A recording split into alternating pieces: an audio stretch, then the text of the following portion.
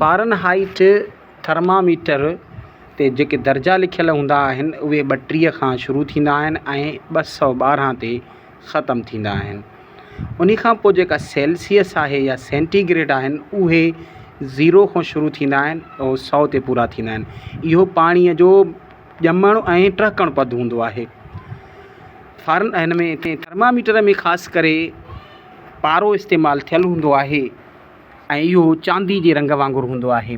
पारे जी एश जी निशानी आहे। पारे जो बॉइलिंग पॉइंट 357 आहे, जॾहिं त उनजो मेल्टिंग पॉइंट -39 आहे। ऐं जेको लेबॉरेटरी में ख़ासि करे इस्तेमालु थियलु हूंदो आहे थर्मामीटर, उन में अल्कोहल इस्तेमालु थियलु हूंदो आहे।